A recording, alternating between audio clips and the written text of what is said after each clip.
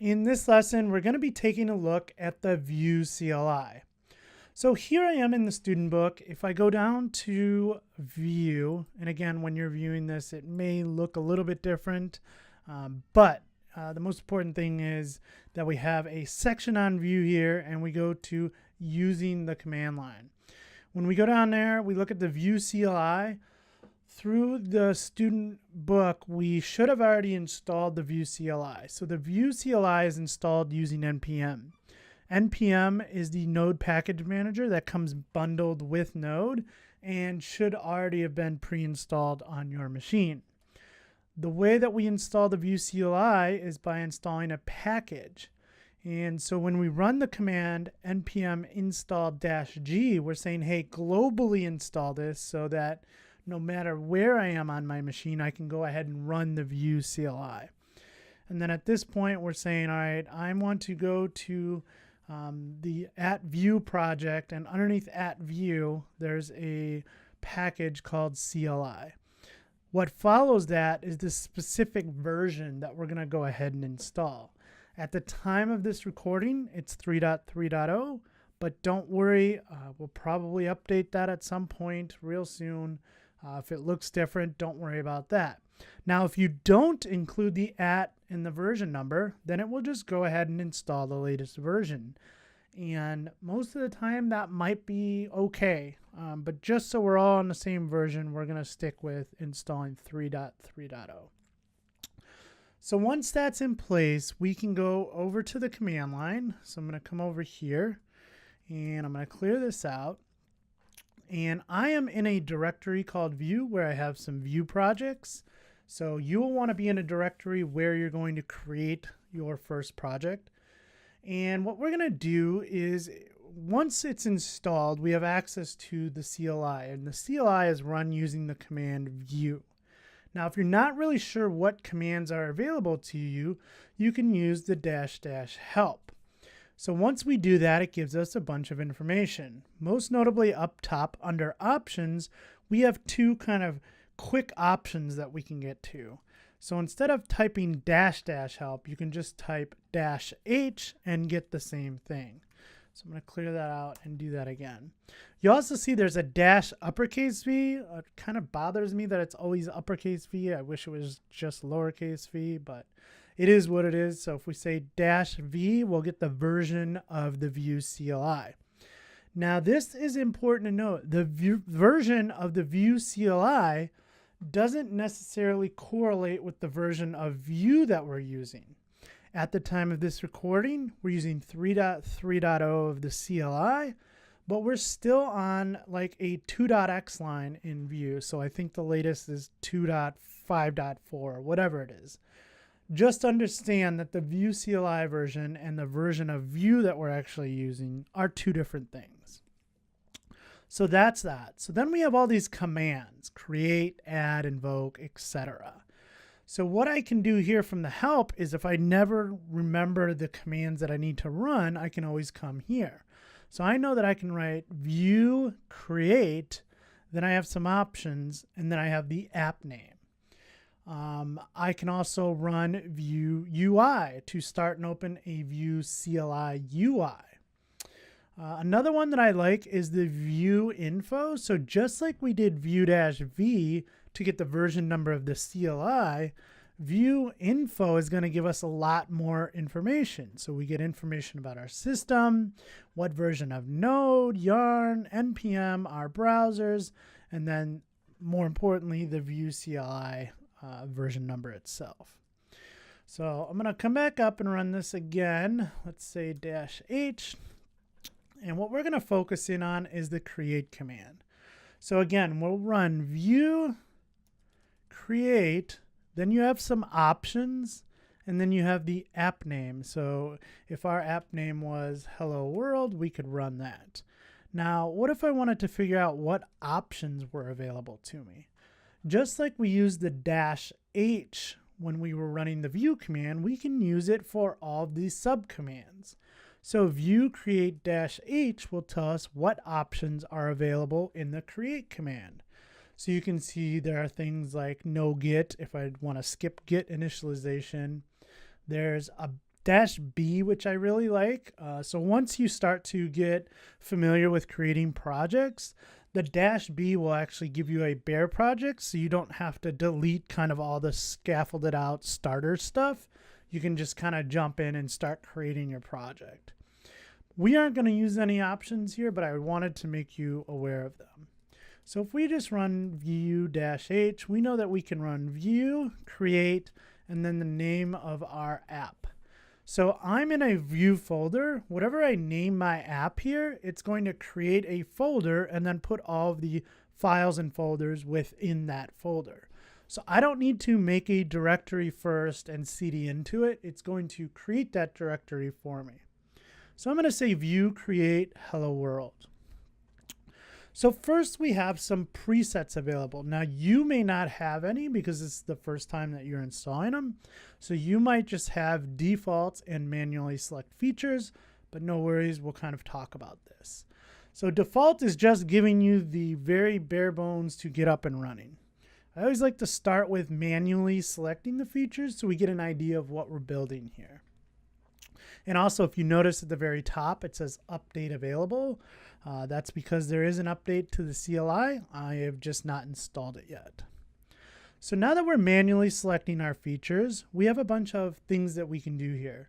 So I always like to read the little tooltips here. So it says, check the features needed for your project. So you would press the space bar to basically change that option that you're on.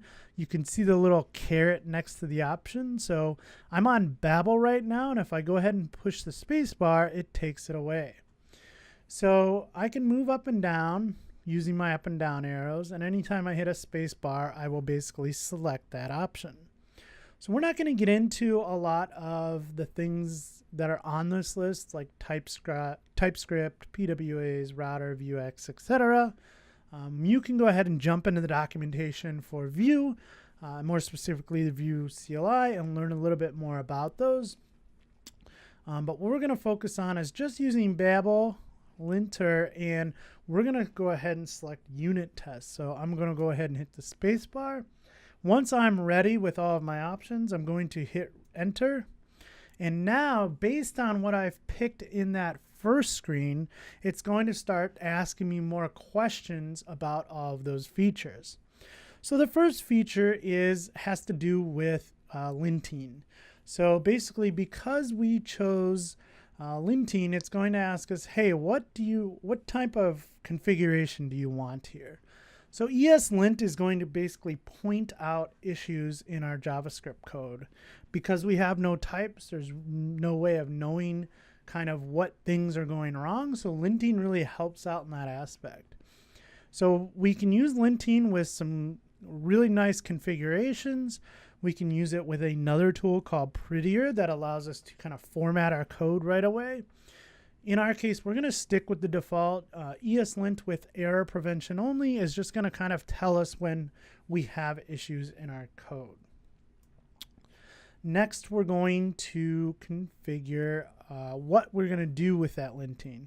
So I don't want to lint and fix on every commit. I want to just lint when I save. So when I save a file, go ahead and run ESLint. Next, because we chose unit testing, it's going to ask us what type of unit testing solution do we want. And during the cohort here, we're going to be using Mocha and Chai. So leave the default selected and hit enter. Finally, where are we placing all of our configuration files? So for every kind of option that we select, there may be a configuration file for that tool or option. Now you could decide to put everything in a package.json, but I actually like keeping the default here in dedicated config files, because if you ever forget like what something is for, like say a .eslint.rc, you can always go do search on it and understand like, oh, okay, that's my ESLint configuration. So for me, it makes sense. It's a few more files, but I like them in dedicated configuration files. Then what you can do is actually save this as a preset. So if this is something you're going to use all the time, and in this case, this configuration that we walked through is, you may want to save it as a preset. So if you hit yes, it'll ask you for a name. You can say, class projects, tech elevator, however you want to name it. And that will then show up the same way that it did in my screen where I had those 2 extra options. Those are presets, so that you don't have to go through each of these steps each time. Now I already got some presets, so I'm going to say no. And when I hit enter, it's going to go ahead and install everything for me. So what I'm going to do is let this go. It's going to take just a few. We're going to open this up in the IDE, and I'm going to walk you through all of the files and folders that get created for you. All right, so I've opened our Hello World project here in Visual Studio Code, and I just want to take you on a quick tour around all of the folders and files that were generated in the project. So first, if we come over here and start top down, the first thing that we have is our Node modules folder. And if you expand this, you're going to see a whole lot of stuff in here. So the Node modules directory contains all of the NPM packages that were needed for your application to run. Every time you run the command npm install some package, the package some package will get downloaded and stored in this folder. Now, you didn't actually have to run the command npm install, because when we created the project using the Vue CLI, once it kind of wrote that package.json for you, it ran the npm install command for you, and that's kind of what took the most time setting up the project. So this is the Node modules folder, and it's important to note that this is not stored in Git. Because there's so much stuff in there, you don't store this in Git. If you're ever to get a project that somebody else worked on that has a package.json, the first thing that you would want to do on your machine, if you pulled this, say, from Bitbucket or GitHub, is run the command npm install. So that'll look at your package.json and then figure out all of the dependencies and pull them down and install them into that Node modules folder. So that brings us to the package.json file. And basically this is the npm package meta file that contains all of your build dependencies and build commands or scripts. So whenever you want to look at a project and figure out what its dependencies are, you can look at the package.json. So here we're saying that Vue is a dependency on the project. So in this case, the version 2.6.6. So remember back to when I said that the Vue version and the Vue CLI version are different. And here we get a good idea of what version of Vue that we're running. The dev dependencies are dependencies that we need to build our project, to work on our project in development mode. But when we go to actually, I used a bad word there, build. When we go to actually build our project for production, these dependencies are not needed, but this dependency is. So then the other thing you'll see here is scripts. So anytime you open up a project that has a package.json and you can't ever remember what the commands are that you need to run, always look here first. So in scripts, we see there are 4 commands: serve, build, lint, and test unit. So if we wanted to run our project, we can just go ahead and open up a terminal. So I'm going to open up the integrated terminal here, and I'm just going to write npm run serve because that's the first command. And if I go ahead and run that, it's going to kick up our application, start it up, and now it's available on localhost 8080. So if I go ahead and copy that, and you can actually command click it as well, but I have a couple windows open, so I'm not sure which one it was going to go into. And here you can see your default application. So everything installed correctly, and you were able to run your application. So this is all kind of stuff that's boilerplate out of the gate when you create a Vue application.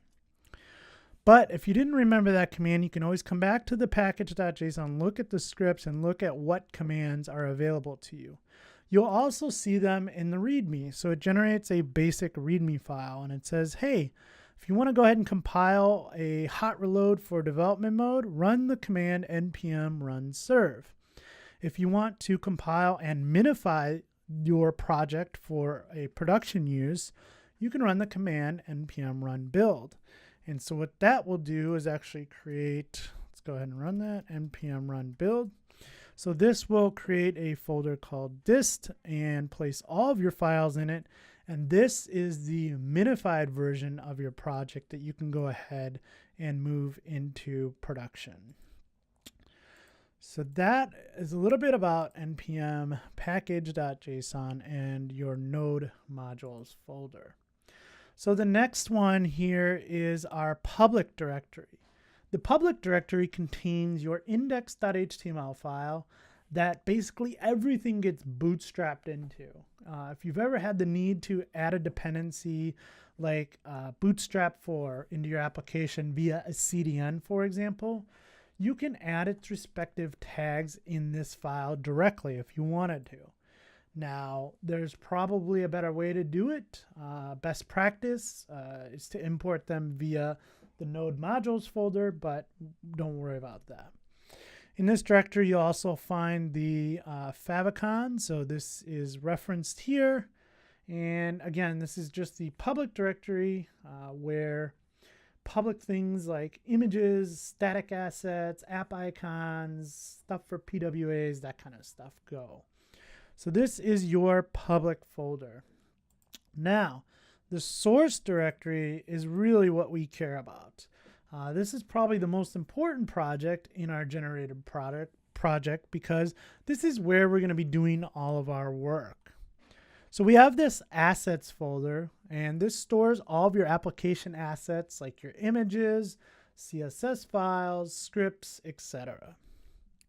We have our components folder, and our components is where we're going to store all of our application's components. So these components are single .vue files, which if we were to open up, contain the markup inside of our template tag, the script, so kind of adding the interactivity to it, which in this case is JavaScript, between the script tag, and any of the CSS between the style tags. So these are the single file view components that we're going to be working with. And if you went through some of the documentation in the student book, you learned a little bit more about why we're moving to a component-based architecture and starting to build our application composed of components. So this Hello World one is just one that's created by the Vue CLI, and it is part of that starter that we saw when we loaded up our application. Finally, we have our app and our main. So our app.vue, this is the single component in which all other views and components get injected into. So if you look at so again, just like the Hello World.vue, this is a single file component. It contains markup, script, and styles. So in here we have an image reference to our logo, which is included in the assets folder. And then we have this Hello World tag, which is not a normal HTML tag. It's actually the name of the component that we defined up here. And so we're displaying that here. And so this is kind of our entry into our application. Finally, we have our main, which this is the single Vue instance that gets created in which the app.vue and all the other kind of components get injected into. So this is a little boilerplate kind of underneath the hood, how things are working together.